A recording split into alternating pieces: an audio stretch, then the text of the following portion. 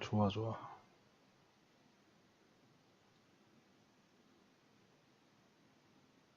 폰으로 벌써 들어오신 분이 한 분 계시네요. 역시 우리 장모님 먼저 들어오셨네. 어서오세요. 어서오세요.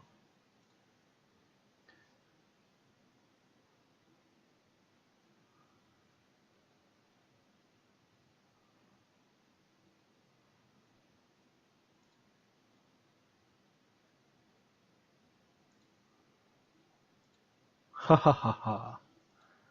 오늘 또 광주 오자마자 방송을 했습니다. 방송 켰습니다. 방송 켰어요. 예, 가족끼리 그 감자탕 먹고 왔어요. 감자탕. 아직 톡방에 제가 말을 안 해가지고 방송한다고 말 좀 하겠습니다.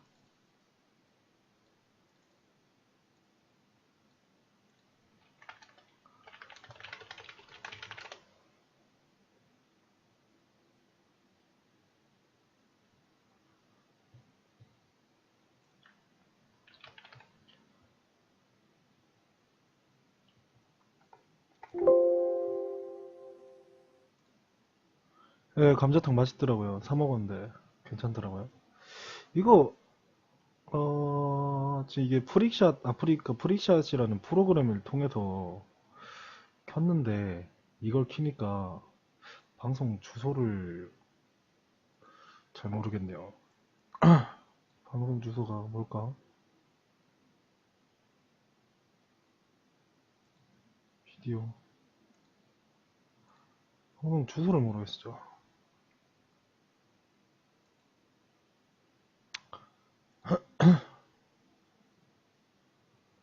일단 오늘 비트가 또 조정을 좀 당했네요. 거의 뭐 좀 많이 당했네.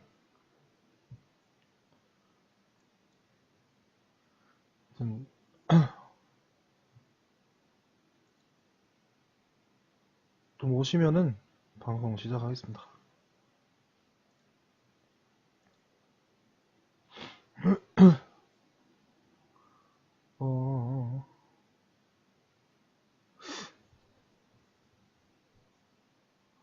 어, 주소를 어떻게 하더라? 주소를 어떻게 하는 게 있었는데? 설정도 아니고. 톡방 사람들한테 주소를 뿌려주면 편하거든요. 이비님은 식사하셨어요? 지금 9시인데. 오늘도 그것인가? 그 야간 근무신가?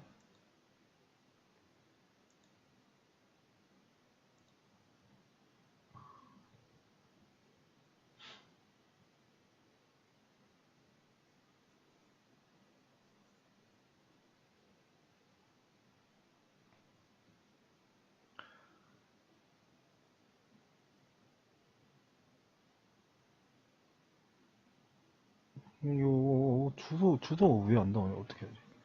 회사에서 드셨어요? 오늘 야간이세요?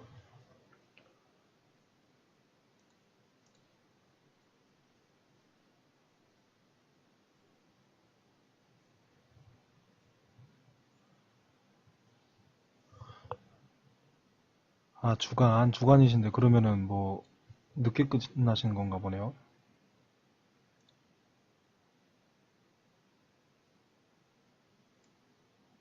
저녁까지 먹고 퇴근하시는 거예요?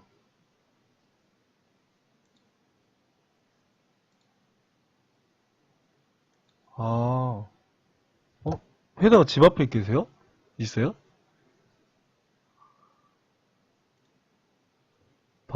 여기 있다, 찾았다. 주소 찾았다.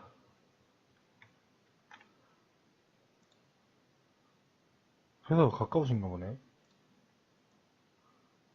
아니요.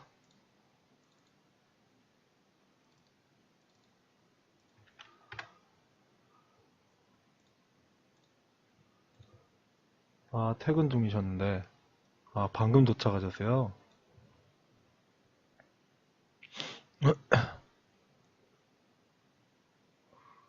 도착을 방금 하셨구나.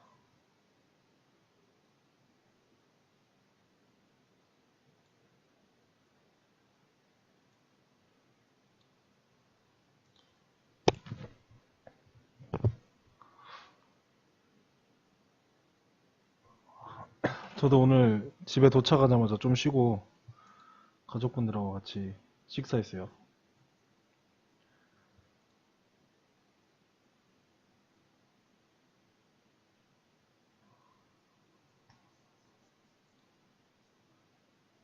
오랜만에 누나가 와가지고, 누나 오랜만에 내려왔거든요.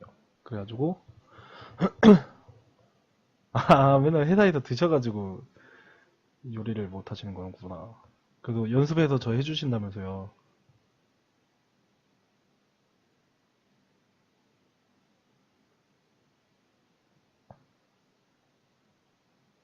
아, 아버님은 예전에 뭐지? 수술하셔가지고, 어서오세요. 닉네임 찾기 기차님. 예전에 뭐지? 아버지께서 위암 수술을 하셨었거든요. 그게 5년 전인데, 그래가지고,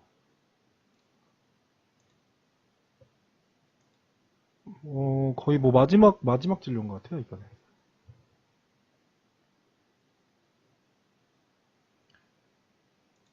아무튼, 방송은 지금 4분이니까요.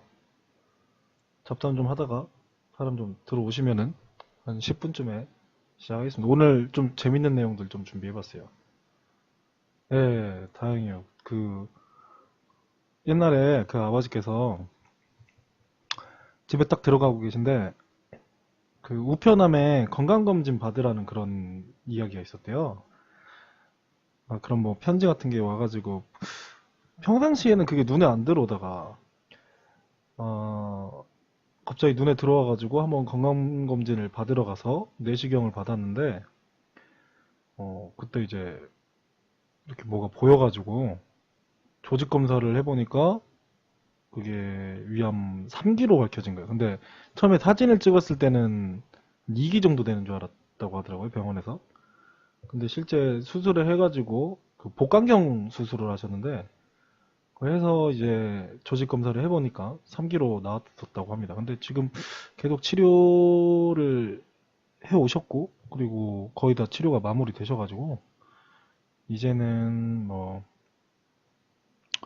좀 마무리 단계에 있습니다. 마지막 검사인 것 같아요. 이번에 뭐 별다른 문제 없으면은 이제 마지막 검진으로 예, 될 것 같습니다. 5년이 지났고요.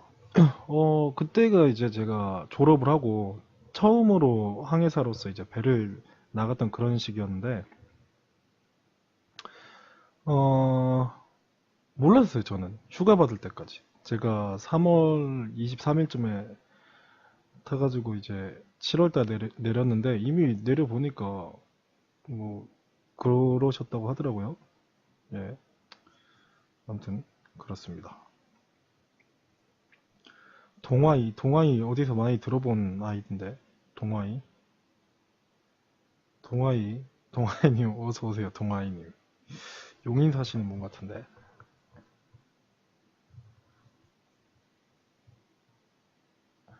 용인 사시는 분 같아요, 저분이. 동아이 분. 왠지 느낌이 그래요. 말펄분도 오셨네. 이 말펄분은 광주 사시는 분 같고요. 아무튼, 한 4분 정도 후에 이제, 예, 진행하겠습니다. 예, 엄청 들어왔다가 나가셨다, 들어왔다 나가셨다 하시네요. 닉네임 찾기 기차님이 계속 튕기시는 거예요, 이게? 저번에도 약간 그러시는 것 같던데.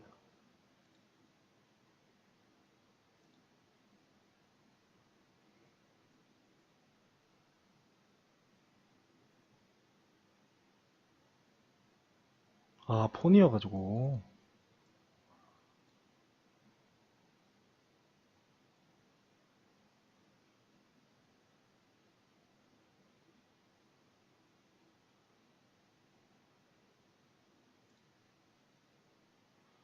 그러셨구나.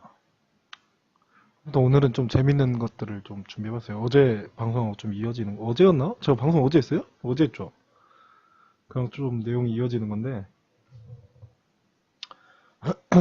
아무튼 한번 준비를 해봤습니다. 예, 어제 제가 내냉 하시네요. 저 어제였는데, 오늘 연이어서 이렇게 오랜만에, 연이어서 방송한 거 엄청 오랜만이죠. 거의 닉네임 찾기 기차님하고 우리 이비님, 우리 장모님은 거의 할 때마다 들어오시는 분들이라 제가 매니저까지 드리고 예, 하고 있습니다. 내일 2분 남았는데요.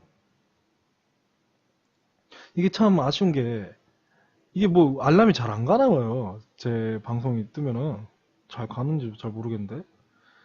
아무튼 예, 감사히 잘 들어주신다니 감사합니다. 이게 뭐라 해야 되지? 이렇게 방송을 하고 있으면 중간에 이렇게 들어오시는 분들이 참 아쉬워요. 왜냐면은 물론 제가 방송 공지를 그렇게 뭐 자주 하는 게 아니기 때문에 그런지 몰라도 이제 방송 시간을 좀 맞춰야 될 것 같아요. 한 9시 정도로 맞출까? 아무튼 어, 그래가지고 이제 좀 중간에 오시는 분들은 생방 보시다가도 다시 이렇게 돌아가가지고 재방 보고 하시잖아요. 네. 그래서 지금 사실 이게 요거 예, 9시 괜찮죠? 요거 아프리카랑 지금 저 트위치라는 곳 그 두 군데 지금 제가 방송을 같이 하고 있거든요. 근데 이제 유튜브까지 하는 법을 좀 배워가지고 유튜브 스트리밍까지 좀 같이 해야 될 것 같습니다. 예, 괜찮은 정보들이 좀 있으니까. 9시 30분이요? 집에 퇴근하고 집에 오시면 그 정도 시간 되시죠? 예, 닉님 찾기 기차님 말씀하세요.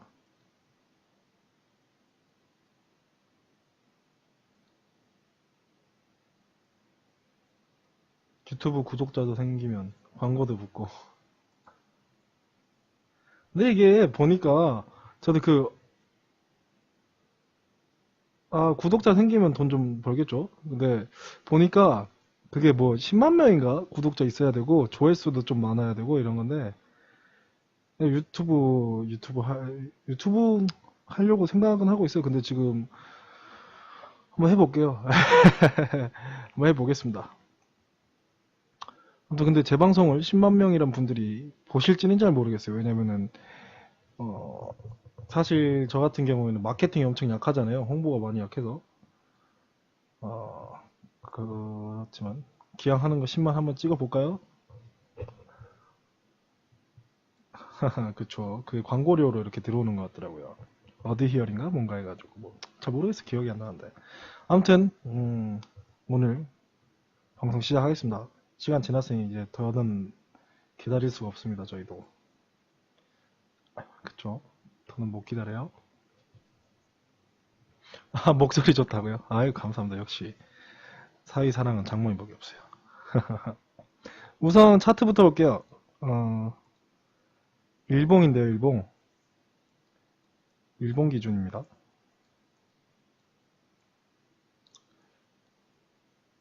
꿀보이스. 역시. 역시 장모님밖에 없어요. 이게 참 재밌는 게, 이게, 이제 차트를 볼 거예요. 우선, 항상 저희 시작하는 순서대로 비트 이야기를 하겠습니다. 오늘도 마찬가지로 코인베이스 차트하고, 저기, 어, 비트플라이어 그 일본 차트하고 두 개 볼 거고요. 코인베이스는 마찬가지로 장기 하락 추세선을 벗어나가지고 단기 하락 추세선을 따라서 내려가고 있었습니다. 계속 말씀드렸던 것처럼 이게 하방의 삼각 수렴 패턴으로 수렴을 보이다가 다시 이탈을 했고요. 그래서 이렇게 그 채널다운 형태의 약간 평행을 이루는 이런 하락 추세를 따라서 내려가고 있습니다. 요쪽에서 한번 사실 그 삼각형의 하방 수렴 패턴이 한번 나오고 다시 이탈을 하긴 했는데요. 지금 이탈하고 나서 지금 이거는 일본 기준이어가지고 일본 기준에서는 제가 요 부분에서 볼린저 밴드 하단부를 계속 이렇게 타고 가다가 올라갔다고 말씀을 드렸어요. 현 가즈아님 오셨네요. 어서오세요. 그래서 다시 한번 말씀드리면 일본 기준에서 볼린저 밴드 하단부를 긁으면서 얘가 이렇게 약간 한 3일 동안 이렇게 움직였어요. 움직이다가 이렇게 요게 지금 몇 일 평선이냐? 9일 평선인데요. 9일 이평선인데 여기를 상단 돌파 한번 했고 그 일본 기준으로요.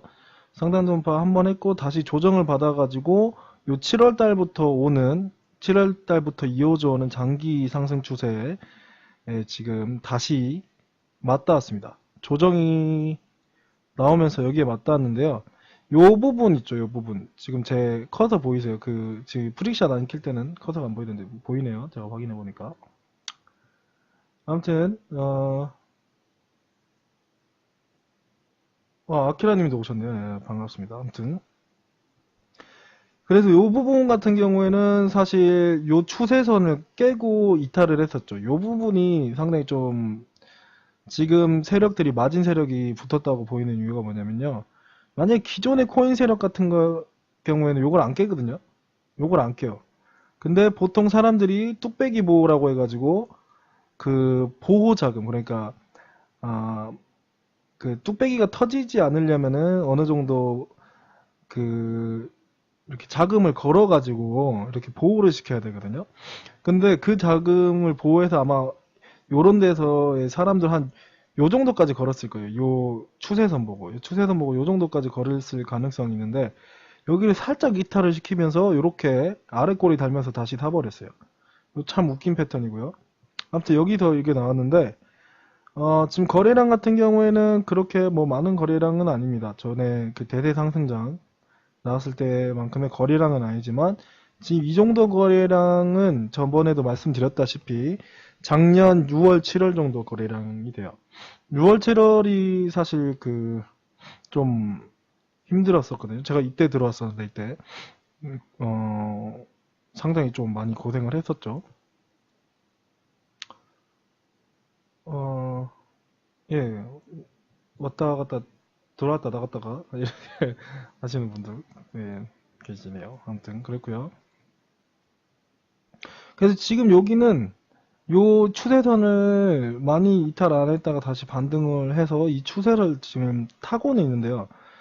오늘 어떤 분께서 저한테 물어보셨어요. 여기 깨지면은 어느 정도로 보냐고는 말씀하셨는데, 사실 여기 깨지면 지지대가 별로 없어요. 그 지지대가 이전 저점 있죠. 요 저점. 지금 거기에 걸려 있긴 하거든요. 지지에 딱 걸렸어요. 여기도 걸리고, 요쪽 부분도 걸리는 부분, 그리고 여기 이전 저점들의 상부, 요 정도 걸리는 그런 부분들이고요. 근데 지금도 지지되긴 해요. 그래갖고, 여기서 무너질지는 사실 잘 모르겠는데, 하락할 만한 요소가 별로 없긴 하거든요. 별로 없긴 한데. 아무튼 그래서 지금 요 추세를 따르고 있는데, 좋은 그림은 뭐냐면은, 좋은 그림은 지금 요 장기 상승 추세선 요거 있죠. 요거랑 요 단기 하락 추세선 요 부분하고 삼각 수렴하면서 올라가는 거예요. 그렇게 되면은 다시 여기까지도 치고 내려가고는 하겠지만 저점이 계속 높아진다라는 그런 이점이 있습니다. 근데 다른 말로 하면은 고점이 낮아진다는 말도 맞긴 해요. 예, 아무튼 그렇게 말을 할 수 있고요. 어, 그렇습니다. 근데 여기까지 말씀을 좀 드리고요. 그래서 우선은 거래량이 시그널이 되는 그러니까 장의 분위기를 바꿀 수 있는 그런 시그널이 되는 많은 거래량은 나오지 않았다라는 부분을 아까 톡방에서도 잠시 말씀을 드렸지만 오늘 방송에서 또 말씀을 드립니다. 오히려 요 부분, 요 매도 쳤던 요 부분에서 좀 거래량이 많이 나왔었죠. 그래서 여기까지 하락은 하고 보통 보면은 이렇게 거래량이 터지면서 내려박으면요 보통 계속 내려박긴 해요. 계속 내려박긴 하는데 어, 저희는 좀 기다려 보겠습니다. 사실 요쪽 반등도 보니까 이게 코인베이스에서 한 반등은 아닌 것 같아요. 거래량이 별로 없어서, 그쵸? 거래량이 별로 없어요. 그래서 코인베이스에서 한 반등은 아니었던 것 같고, 아마 다른 나라에서 작업을 좀 쳤던 것 같아요. 다른 사이트나 그런 것 같고요. 아무튼 아직까지는 그렇게 장의 분위기를 전환할 만한 그런 거래량은 나오지 않았다라는 부분. 그래서 여기서 만약에 내려박으면 여기 지지되어 있는 그 5,000불 후반인에서 6,000불 사이 요 정도나 사실 이제 장 분위기가 전환될 만한 시간은 되긴 했거든요. 벌써 언제부터야 이거? 언제부터고 이거? 12월 달부터인데 지금 4월이잖아요. 3개월 동안을 지금 내려박았는데 이제 좀 전환이 됐으면 좋겠습니다. 사실 따지고 보면은 이때 그 9월 달부터 해가지고 상승을 한 거라 상승이 지금 한 3개월 정도 했어요. 그리고 9월부터 12월이죠. 그러면 3개월 정도 상승을 한 거예요. 요거는 이거 그렇게 보면 돼요. 3개월 정도 상승을 한 건데 지금 하락도 거의 하락은 12월 17일 정도면은 지금 며칠이야? 12월 4일, 4월 4일이면은 3달 좀 넘었네요. 원래 하락 기간이 좀 더 길긴 해요. 그 저희 그 그래프나 요런 뭐 어떤 법칙들 공부해보는 그런 사람들 보면 하락 기간이 좀 더 길긴 한데 그래도 이제 이 정도면은 사실 전환할 때 되긴 했거든요.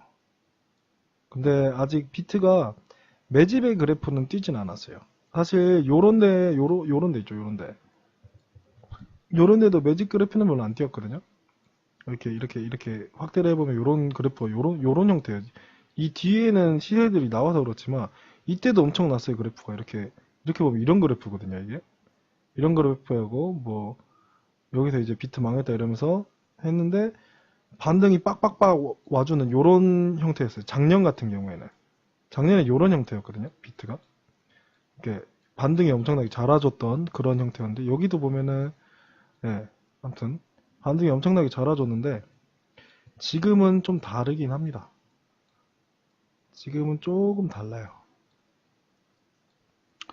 여기서도 뭐 반등이 와주긴 했죠. 와주긴 했는데 아무튼 지금은 이렇게 시원시원하게 하락 추세를 잘 안 벗어나요.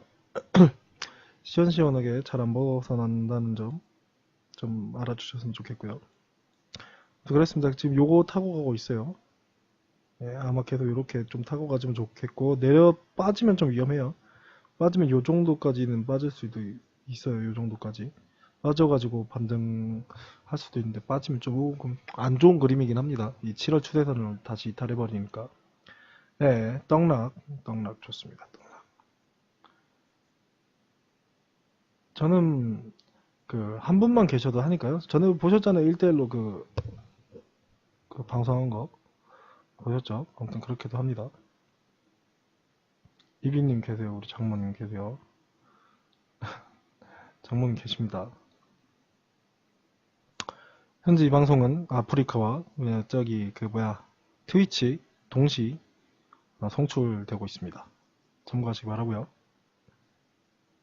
근데 트위치는 제가 별로 안 유명해가지고 아마 시청자가 없을 수도 있어요. 한 명도. 하지만 저는 시청자 모집을 잘 안 하기 때문에 이게 좀 문제긴 한데 모집을 해야 되나. 아무튼 어딨어 그 비트 우리 비플 차트 한번 봐야 되는데 비플 나왔나. 아 여기 있다. 31일 출석 잘하면 1큐텀. 오 좋은 공략인데요. 아무튼 보세요. 제가 이 일본 차트 같은 경우에는 아직 하락세 안 벗어났다고 말씀을 계속 드렸죠. 그래가지고 아직 안 벗어났는데 보세요. 지금 삼각수렴을 하고 있어요. 장기 상승 추세하고 장기 하락 추세하고 지금 삼각수렴을 계속 하고 있거든요. 그리고 이 부분은 계속 삼각수렴 할 것 같아요. 이렇게 삼각수렴 하고 있고 이걸 빨리 벗어나줘야 제 생각에는 여기가 거래량 1위이기 때문에 이 일본 차트의 이 하락세를 빨리 벗어나줘야 이제 상승 전환을 좀 할 것 같습니다. 그 부분은 계속 다들 좀 참고를 해 주시기 바라고요. 그래서 일본은 아직도 그렇다. 일본은 거래량 뭐 그렇게 마찬가지로 일본 막 4,000개, 5,000개 이렇게 5,000개씩 샀다가 4,000개씩 팔았다가 뭐 하는데 봐볼까요? 확대를 좀 해볼까요?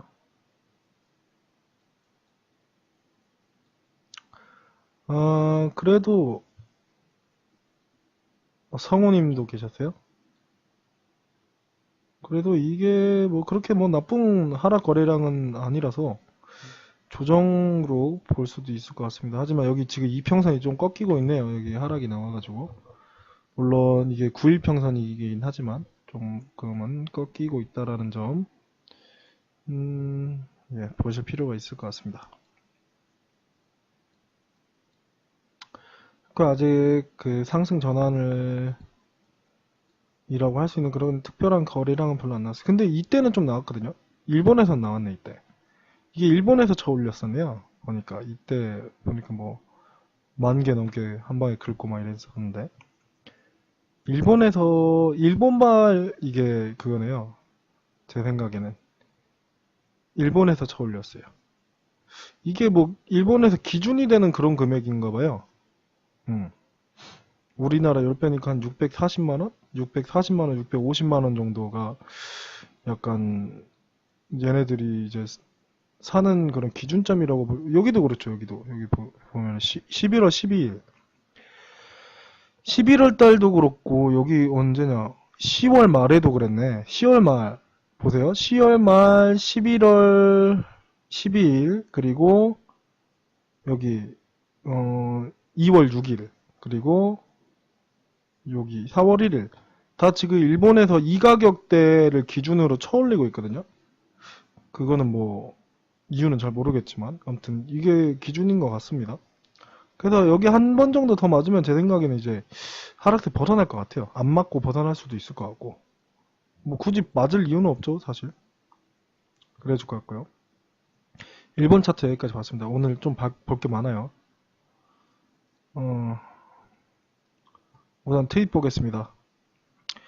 이건 그 한국에서 그, 그 공정거래위원회 있죠. 공정거래위원회가 그 12개의 그 거래소에 대해서 우리 소비자 조항을 좀 바꿔라 이런 식으로 했네요. 예, 주명님 오셨네요. 소비자 조항을 바꿔라 이렇게 했대요. 요거를 지금 비트코인 뉴스로 해가지고 요거를 눌러보면은 비트코인닷컴에 이게 로저버 걔네 거거든요. 걔네에서 지금 뉴스를 내는데 이 내용이 뭐냐면은 요건데 공정거래위원회가 12개 사업자 약간 시정 권고를 했다고 합니다. 국내 12개 가상화폐 취급소 거래소에 담긴 그 뭐 일반 면책 조항에 대한 건데요. 시스템 그 업체 서비스 불량 어, 요런 거나 정기적인 서버 점검 기간으로 인해서 가상화폐 전달에 하자가 발생하였을 경우 등도 뭐 포함을 한다는 요런 면책 조항이 있는데요. 요게 지금 해킹 등을 당했을 때에도 책임을 지지 않겠다고 약간의 담았다는 이런 내용이래요. 이게 그래가지고 공정거래위원회에서 이게 적합하지 않다 해서 지금 때리고 있는 거고요. 그리고 4일 요런 뭐 12개의 가상통화 취급소에서 사용하는 이용약관을 심사를 했대요, 얘네들이. 공정거래위원회에서. 심사를 했는데 여기서 이용자, 그러니까 우리같이 가상화폐 거래소 이용자들에게 부당하게 불리한 14개 유형의 불공정 약관 조항을 시정했다고 이렇게 말을 하네요. 이런 거는 우리들한테 굉장히 좋은 겁니다. 디더스 공격이나 해킹 등의 원인이 가상통화 취급소의 자체 보안 시스템의 하차, 시스템상의 하차, 하자. 왜 한글을 못 읽냐? 저 요즘 글을 잘 못 읽어요. 예. 영어도 그렇고 한글도 그렇고 큰일 났어요. 어디서 살아야 되지 이거? 글을 못 읽네. 아무튼 시스템상의 하자, 서버의 부실, 통신 설비 관리의 잘못이나 직원 관리 소홀 등의 경우에 당연히 거래소가 책임을 져야 되죠. 그래서 공정거래위원회가 그렇게 했다고 하네요. 공정위는 부당한 입출금 제한 조항도 시정 공고를 내렸다. 출금액의 과도함, 뭐 회사의 운영 정책과 같은 포괄적인 사유로 결제, 입금, 출금을 제한할 수 있다는 규정을 이 거래소가 가지고 있다고 해요. 그런데 제한 사유가 불분명한 데다 포괄적, 자의적으로 규정돼 있어 고객에게 부당하고 불리하다고 공정위는 판단했다. 우리 그 레벨에 따라서 그 입금액 제한, 뭐 출금액 제한 있죠? 그거 말하는 것 같아요.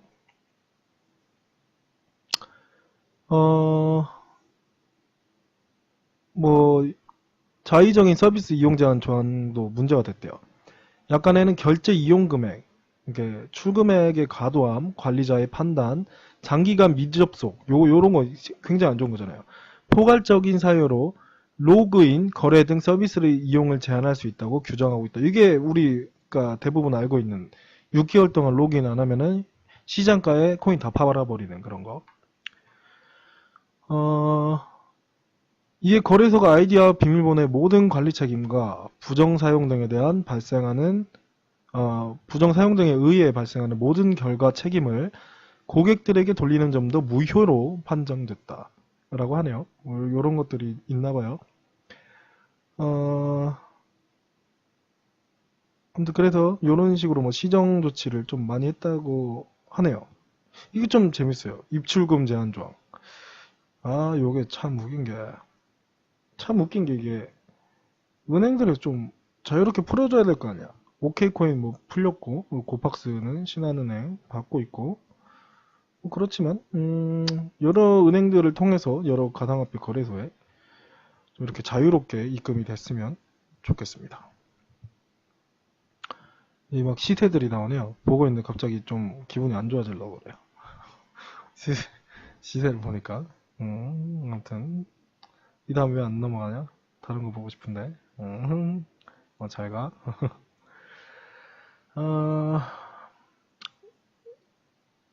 그렇고요. 다음. 요게 참 웃긴 건데, 이게 지금 이게 어제 제가 트윗에서 막 설명을 드렸잖아요. 갑자기 뭐 비탈릭이 막 폭풍 트윗을 하길래 뭔 내용인가 하고 잘 몰랐잖아요. 어제 저희가 해석을 다 안 해가지고 오늘 이 내용을 좀 다뤄볼게요. 보니까 그 행사 장소에서 그러니까 블록스트림, 비트코인 코어 측에 있는 삼손이란 사람이 있어요. 그 삼손이란 사람하고 그 삼성은 이제 비트코인 코어니까 세그 플러스 라이트닝 네트워크를 지지하는 그런 사람이겠죠. 그 사람하고 이 로저버 그러니까 비트코인 캐시 아까 봤던 그 비트코인닷컴 요 비트코인닷컴 이 대표가 비트코인 캐시를 미는 사람인데 그 사람하고 이렇게 뭐 열띤 토론을 했나봐요. 그 내용을 비탈릭이 중계를 한 겁니다. 어제 저희가 봤던 게. 그 내용을 이제 비탈릭이 중계를 한 건데요. 이게 지금 비트코인 코어 측의 그 뭐 삼손이라는 사람 이야기를 하는데 이게 보시면은 이 로저버가 이렇게 말을 막으면서 뭐 딴 얘가 말을 못하게 했나봐요. 그래가지고 지금 이 에곤이라는 애가 여기 보시면은 로저버가 요 엑셀리온 리믹스를 해가지고 요걸 파괴했다라고 하는데요. 이게 여기 좀 이따 이게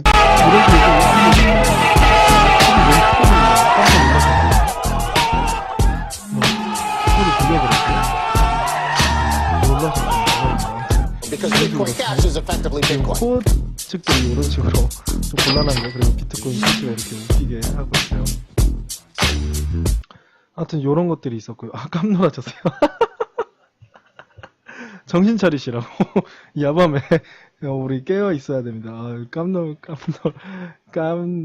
깜놀하셨구나. 크크크. 아우, 죄송합니다. 한 개도 못 들으셨어요?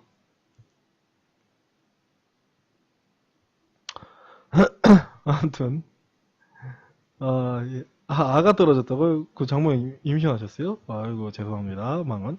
예, 오잉님 처음 보시는 분 오셨네요. 윤재현님 오셨고요. 예, 반갑습니다. 아무튼 이제 시작하려고 했어요. 저희가 주요 내용들을.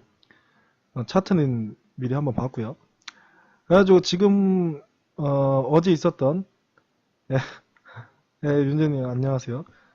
어제 있었던 요 그 디코노미 행사에서 있었던 요 로저버거와 삼손의 요 대결 한번 볼게요. 요거를 어, 동전방에 그 뭐 사연이 좀 있는데요. 저는 뭐 약간 소몰이하고 이런 거 싫어해가지고 그냥 보기 싫어서 나왔습니다. 예, 그런 조짐이 보이길래 나왔습니다.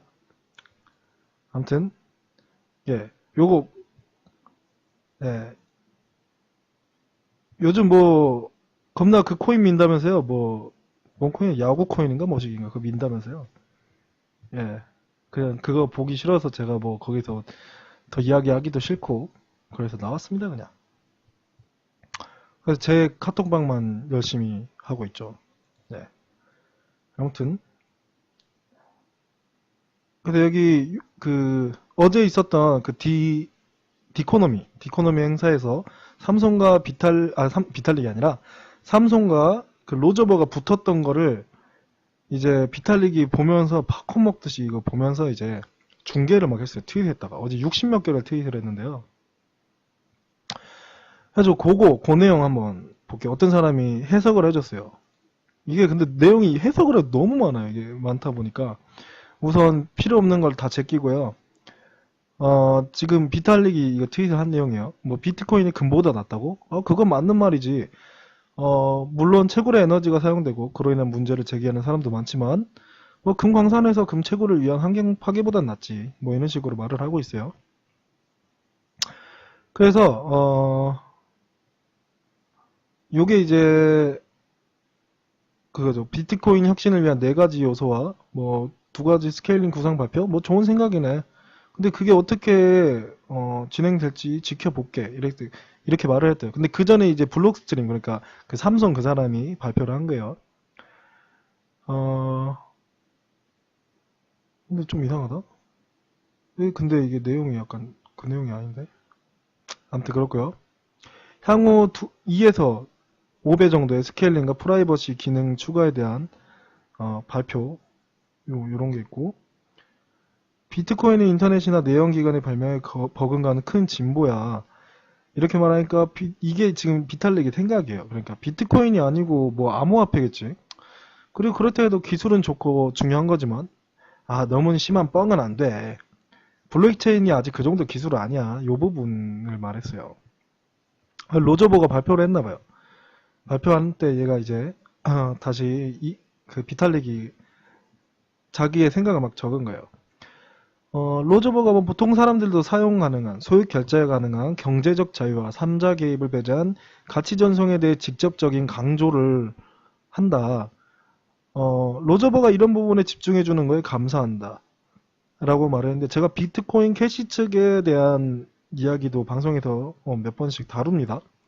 다룰 때 말씀을 드렸던 부분이 지금 미니포스라는 것을 사용해서 제로 컨펌 시스템 사용해서 수수료가 낮은 비트코인 캐시를 소액 결제나 뭐 커피를 먹는데 그리고 피어투피어 캐시 일렉트로닉 캐시 시스템에 대한 그 사토시 나카모토가 처음 비트코인의 백서를 개발할 때 만들었던 그 내용을 지금 비트코인 캐시 측이 계속 주장을 한다고 말씀을 계속 드렸어요.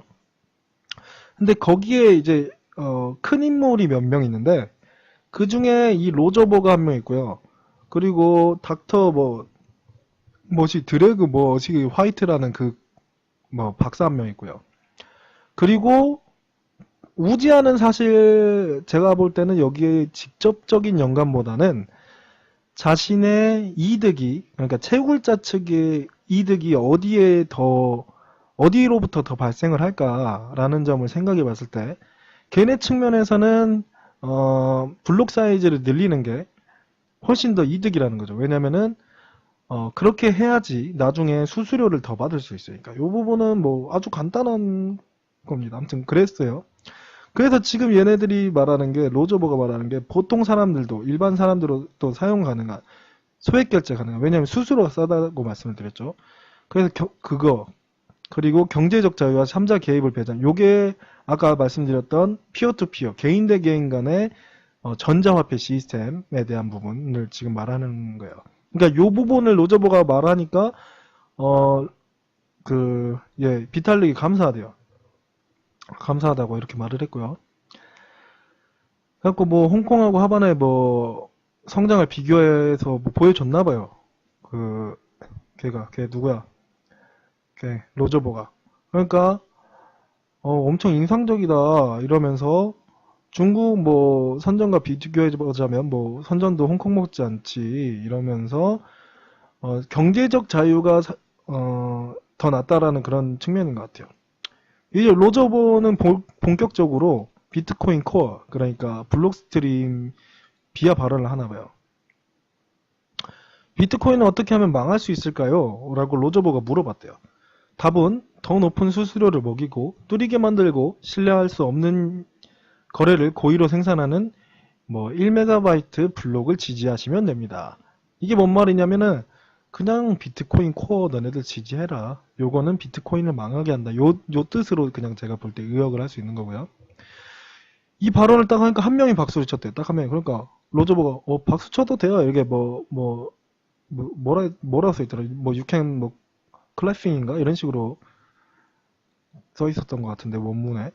아무튼 그렇게 말하니까 인원 중에 25명 정도가 박수를 쳤다고 해요. 이 로저버가 말을 굉장히 잘하거든요. 이 사람 예전에 어디 비트코인 캐시 강연 같은 거 하는 거 제가 영상 봤는데 굉장히 말을 잘하는 사람이에요. 로저버가. 어떤 식으로 말했냐면 비트코인 캐시 싫어요?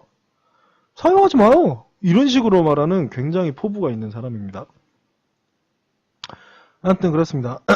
그래서 여기서 이제 비탈릭이 다시 빅블록과 스몰블록 간의 토론이 있었으면 좋았을 텐데 한쪽의 주장만 들을 수 있어서 아쉽네 이렇게 말을 했대요. 그게 이제 뭐 비트코인 캐시 측만 말을 했기 때문에 그러겠죠.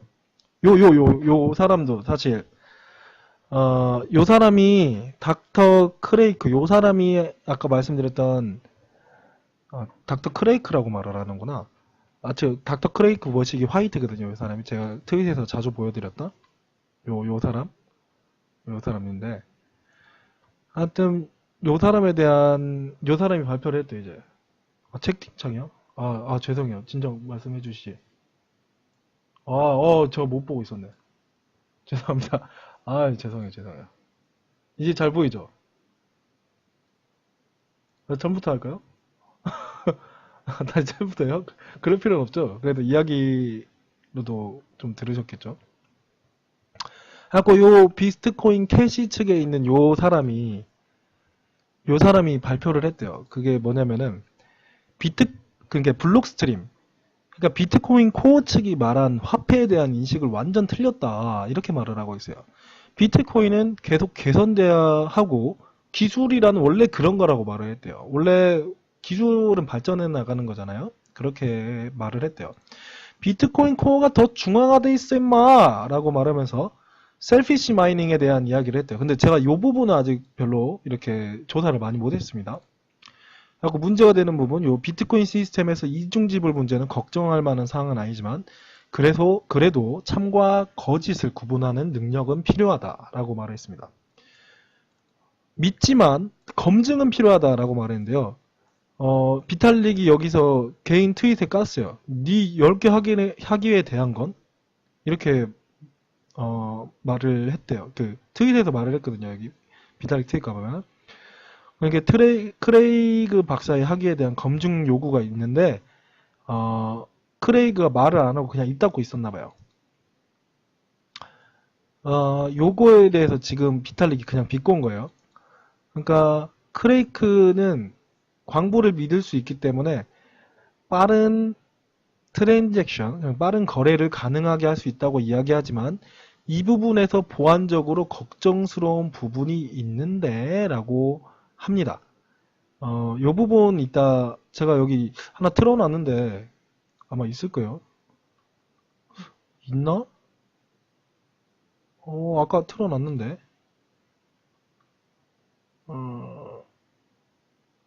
잠시만요. 찾아볼게요. 어디다 틀어놨지? 아,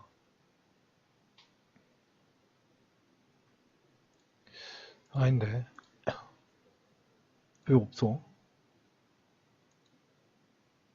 아, 여기 있구나. 죄송해요. 여기 있었네요, 바로. 3652 킴님도 오셨네요. 반갑습니다. 아무튼. 그래서 지금 이 비탈릭이 말하는 게 뭐냐면은 크레이크가 말하는 것은 일단 광부를 믿는다는 전제하에 이것을 믿어주고 빠른 트랜잭션을 가능하게 만들 수 있다라는 이야기를 지금 크레이크가 말을 하는 건데 여기서 보안스러운 걱정스러운 부분이 있다고 하는 거예요. 이게 한번 여기 볼게요. 셀피쉬 마이너 이기적 채굴자 문제인데요. 이기적 채굴자가 특정 채굴자가 그러니까 전체 해시파워의 최소 25% 이상을 장악 중인 그러니까 거대 채굴자가 자신이 채굴한 블록을 바로 이렇게 비트코인 그 블록체인상에 브로드캐스트를 딱 하는 게 아니에요. 그래서 자기 해시파워를 이용해서 계속 혼자서만 블록체인을 계속 생성을 하는 거예요. 근데 여기 보세요. 타인에게 전파, 검증, 확인 등의 작업을 하지 않기 때문에 이론상 공정한 채굴자들보다 훨씬 더 빠르게 블록 생성이 가능하다라고 해요. 이를 이용해서 정상 블록체인보다 더 긴 블록체인을 생성한 후에 한 번의 브로드캐스트에서 이익을 독점하는 불공정 채굴 행위를 한대요. 네, 그렇다고 하고요. 더 크게는 그간 이루어진 거래들에 대해서도 무효화되어 버릴 수 있기 때문에 큰 문제를 야기할 수 있다라고 지금 비탈릭과의 여기서 주식이 아닌 주석단 요 사람이 말을 하는 것 같고요.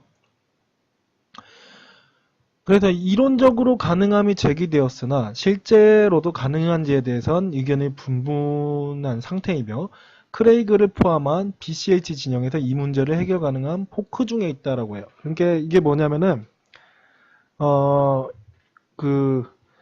요 해시파워를 가지고 있는 요 놈이 계속 채굴을 하는 거예요. 계속 블록을 채굴을 하는 건데 그러면은 여기 브로드캐스트 안 하고 계속 여기다가 채굴을 계속 해버리면은 요 체인 이 체인이 길게 된단 말이야.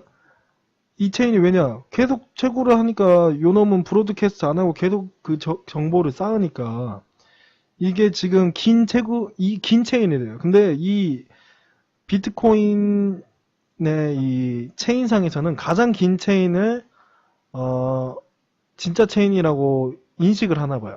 그런 내용을 어디서 봤거든요. 아무튼 그래서 지금 이게 그거에 대한 부분입니다. 얘네들이 계속 긴 체인을 그러니까 해시 파워를 많이 가지고 있는 이 해시 세력이 계속 생성을 하고 브로드캐스트 안 하면서 계속 블록을 계속 생성을 해버리면은 그러니까 얘네들을 믿는 거예요. 해시 파워를 이 정도 가지고 있기 때문에 믿는 거예요. 믿기 때문에 얘네들을 믿을 수 있기 때문에 요렇게 브로드캐스트 안 하고 계속 블록을 생성하는 것을 가능케 해주고 이로 인해서 요 부분 빠른 트랜잭션이 가능할 수 있게 한다고 하는 거예요. 근데 이게 문제가 되는 게 뭐냐면은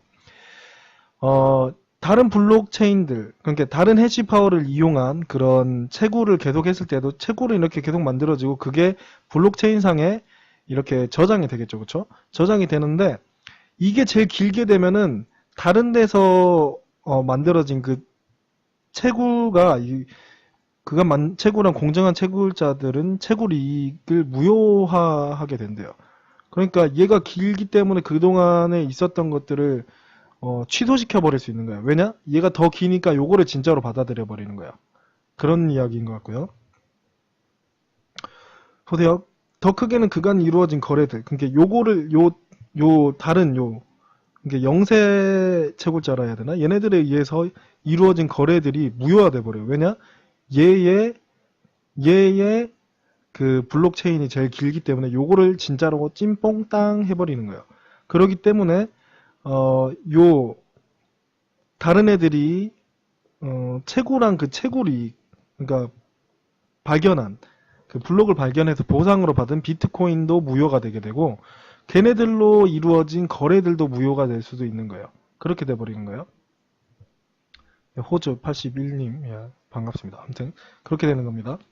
그래가지고 이런 부분에 대해서 지금 비탈릭이 걱정을 하는 거예요. 걱정을 하는 겁니다. 그래서 이렇게 말하죠. 크레이크는 광부를 믿을 수 있기 때문에 빠른 트랜잭션을 가능하게 만들 수 있다고 하지만 이 부분에서 보안적으로 걱정스러운 부분이 있는데라고 하는데 그 설명이 바로 이겁니다. 그래서 이론적으로 가능함이 제기되었으나 실제로도 가능한지에 대해서는 의견이 분분한 상태이고 아까 그 박사 있죠. 그 박사를 포함한 요 비트코인 캐시 진영에선 이 문제를 해결 가능한 포크를 준비 중에 있다고 하네요. 그러면은 비트코인 캐시가 한 번 더 포크가 언제 될 건데 그때 제가 볼 때는 또 엄청난 그 상승이 한번 오지 않을까 싶습니다. 저번에 그 EDA 개선할 때 저희 30만원대에서 285만원까지 찍는 그 엄청난 상승이 왔었죠. 요것도 굉장히 호재입니다. 요거 제가 한번 정리해가지고 다룰 거예요. 정리해서 요거 한번 다루려고 합니다. 이런 자료들은 만들어 놓으면 뭐 유용하기 때문에. 그래서 뭐 비탈릭이 말을 한대요. 또 로저버는 삼선 요 블록스트림에 삼선이 바로 옆에 있는데도 겁나 공격적이네. 왓쩐다잉. 이렇게 말을 했다고요. 아무튼 요 사람이 말하는 게 무작정까지만 말고 기존에 검증된 시스템, 그러니까 온체인상 비트코인 캐시는 온체인의 스케일링, 그러니까 비트코인의 블록을 스케일링한 그런 코인이죠.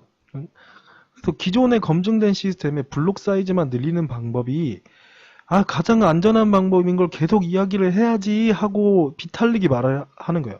그러니까 비탈릭이 생각했을 때에도 지금 기존의 체인에서 온체인상에서 블록 사이즈를 늘리는 이 스케일링 업 시키는 요 방법이 가장 안전하다고 지금 비탈릭을 생각을 하는 거예요. 요 말을 지금 트윗을 통해서 말을 한 겁니다. 굉장히 중요한 부분입니다. 이건. 그래서 수수료를 높이고 사이드 체인을 넣고 새로운 기술을 넣고 하는 건 굉장히 위험한 방식이라고 말해! 이런 식으로 말을 한 거예요. 비탈릭이. 그래서 요거는 지금 뭐냐면요. 비탈릭이요.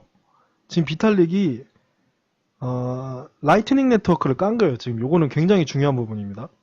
비탈릭은 영향력이 있는 사람이에요. 요 부분을 지금 말한 거예요. 지금 저는 얘가 하는 이야기들을 해석을 해드리고 있는 거예요.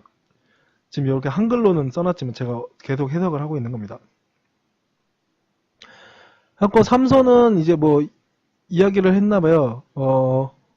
블록 사이즈는 문제가 안 된다. 효율성만 높으면 된다 하면서 L2 스케일과 세그윗 그리고 사이드 체인, 라이트닝 네트워크로 이 문제를 이게 해결하게 될 거야. 근데 크레이그 그 양반하고는 말이 안 통해. 그하고 이야기하다가는 난 도중에 방에 뛰져 나올 거야. 세그윗 덕분에 실제 블록 사이즈는 작지만 비트코인은 3메가 블록을 쓰는 거나 다름없어. 왜냐면 서명을 분리했기 때문에 이런 말을 하는 겁니다. 로저버가 말을 하는 거야.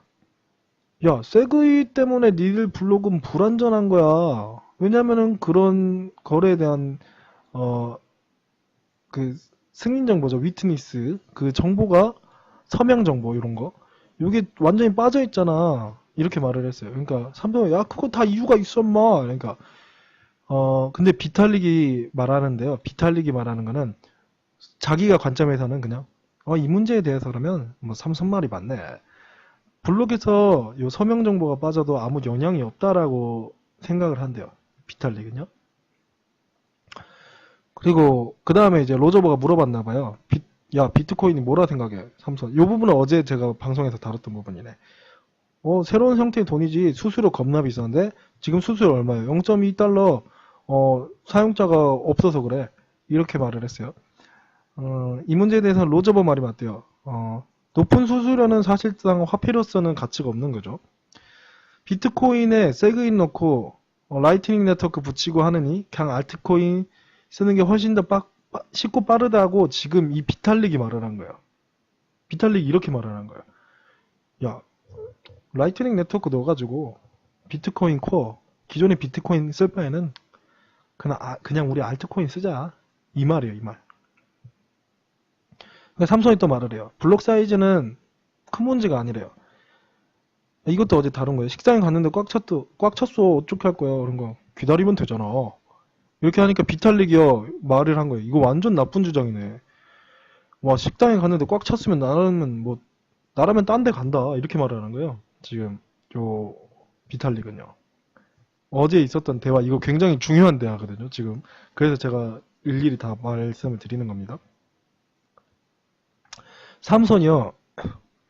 알트코인들도 대체하기엔 알트들은 유동성이 낮아서 못 쓴다고 했대요. 그러니까 비탈릭 요걸 깠어요. 그 코어층을 지금 깐 거거든요. 이거는 사실이 아닌데 2015년 이후로 상위 10에서 50위권 코인들은 쓸만해. 언제든 비트코인으로 전환도 가능해. 이런 식으로 말을 해요. 왜냐면 비트C 마켓이 있어서 그러겠죠.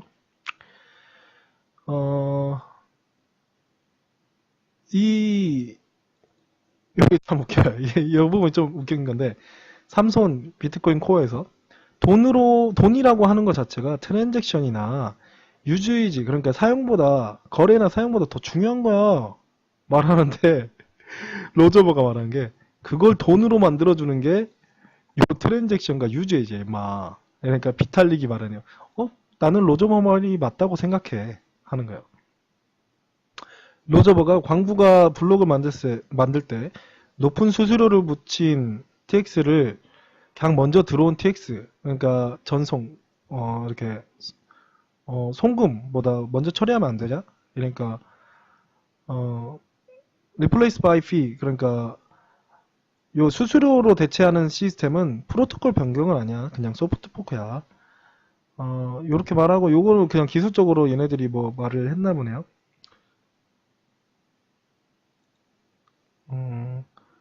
비탈릭이 또 말을 했어요. 나도 소프트포크가 사실 강제라는 말에 동의해. 그리고 채굴자 이타심에 기대해서 문제를 해결하려고 하면 안 돼. 비트코인 캐시는 강 블록 생성 시간을 15초로 하고 고스트를 채택하는 하드포크를 해라 이렇게 하는데 이게 좀 좋아요. 그 블록 생성 시간이 15초로 한다는 말이 뭐냐면요. 그 거래 기록을 15초마다 이렇게 생성을 할 수 있다라는, 블록에 담을 수 있다라는 그런 말입니다. 요거는 아까 말했던 그건데, 다시 한번 같이 읽어볼게요. 비트코인에서 특정 TX를 생성한 후에 블록이 생성되기 전에 더 높은 수수료를 붙인 TX를 제출하면 이전의 TX가 무효되고 새로운 TX가 블록에 들어가도록 만들어 거래를 무효화하는 사기 수법이 가능하게 하는 구멍이래요. 유시민이 토론회에서 이 부분을 이중지불 문제로 엮어 주장한 적이 있으나 사실은 이중지불은 아니고 지불 변경, 그러니까 기존 걸 취소시키고 먼저 넣어버리는 거예요. 이런 사기 행위라고 하네요. 가장 좋은 방법은 상인이 10분 이상 다른 블록이 생성되는 것을 확인한 후에 결제를 승인하면 되는데, 그렇게 되면 실제 즉각적으로 지불이 일어나야 하는 오프라인 결제에서 사용이 몫이 떨어지게 된다라고 하네요. 비트캐시 진영에서는 이 문제를 해결하며 또한 빠른 지불, 결제가 가능한 방법으로 크레이그, 아까 그 박사는 제로 컨펌 결제 방식을, 그리고 우지아는 위크블록 방식을 지지하면서 트위터에 잠시 이야기가 오간 적이 있으나 크레이그가 워낙 강경파로 실질적인 BCH, 그러니까 엔체인이라는 그쪽 진영이거든요.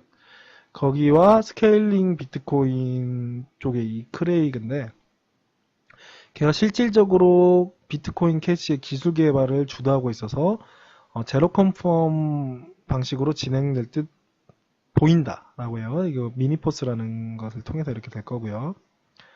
고스트, 캡설, CBC라는데요. 캐스펄, 이거 못한가 봤다. 캐스퍼인데. 캐스펄 더 프렌들리 고스트인데, 블록체인 합의 프로토콜로 RBF와 같은 애매한 상황에서